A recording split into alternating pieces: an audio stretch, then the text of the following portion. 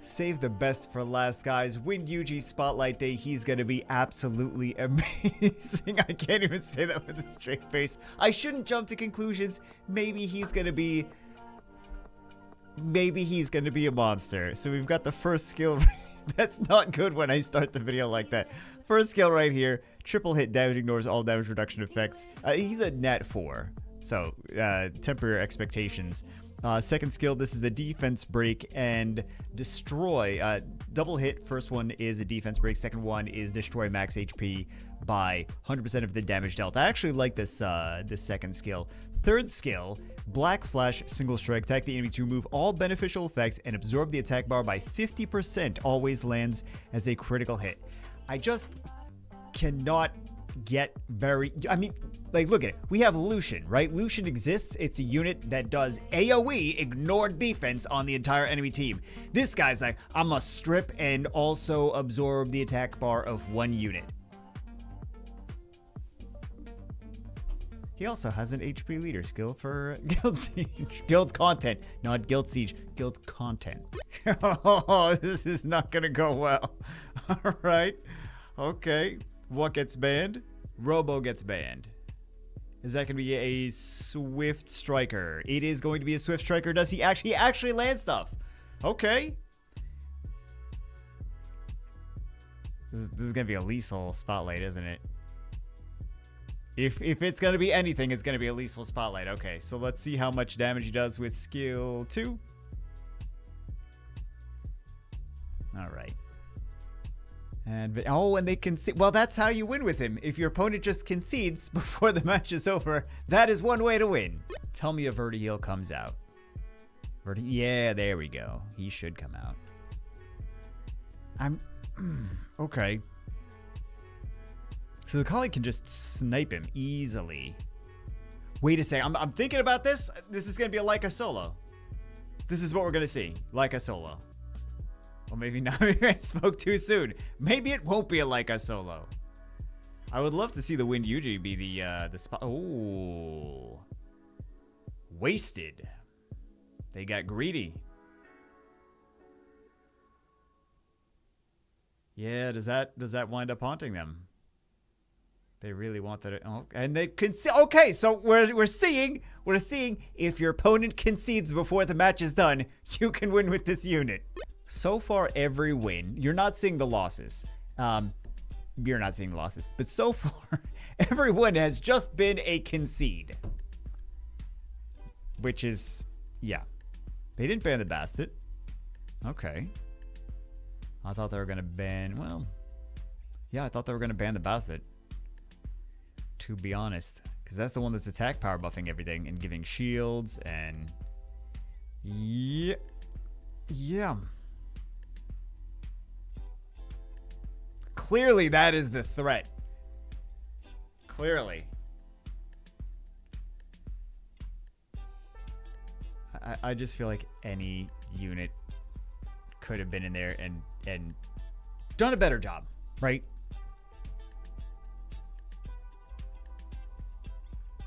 I don't see him as being anything amazing.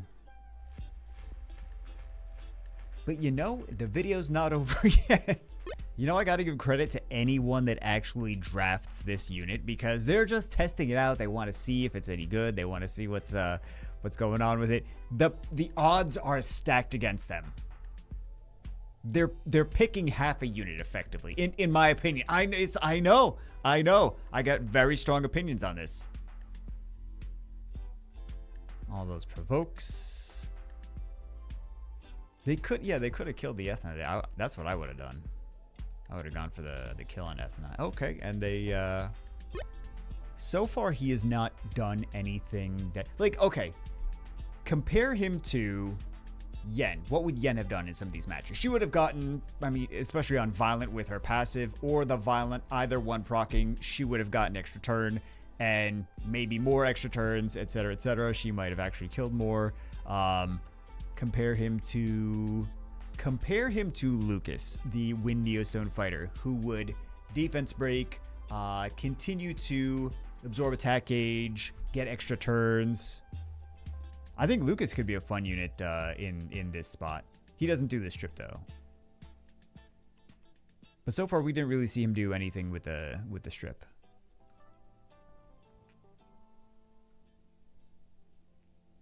And versus Nat 5s, forget about it. Like, there's just so many good win Nat 5s that are like light years beyond him.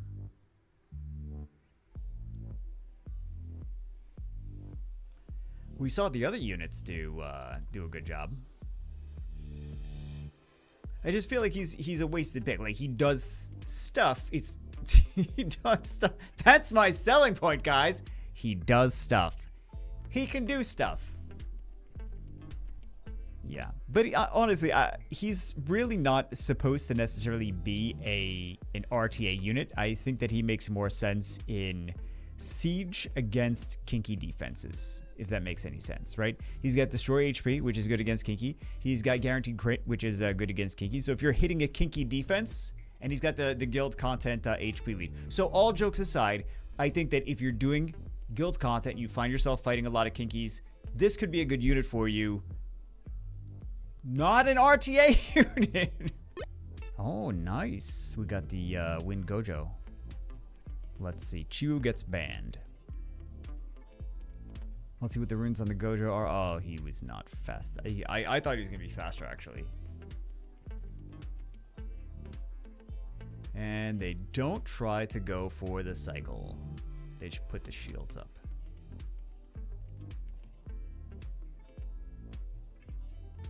Yeah, I don't think this is really going to showcase him very much. I think we're going to see everything else but him. Yeah. Do some okay, I thought he was going to go for the Helena, actually. First pick. Why do you want to nerf yourself so badly? First pick. Win YUJI. There we go. Bans the LD5. Alright. How much damage are they going to have? Oh, he actually cuts. Okay, not bad that he actually got the Camila there. He might actually do decent against the Camila. Because if you think about it, destroy HP, and then absorb attack gauge. Not gonna. Oh my goodness, not gonna be too bad.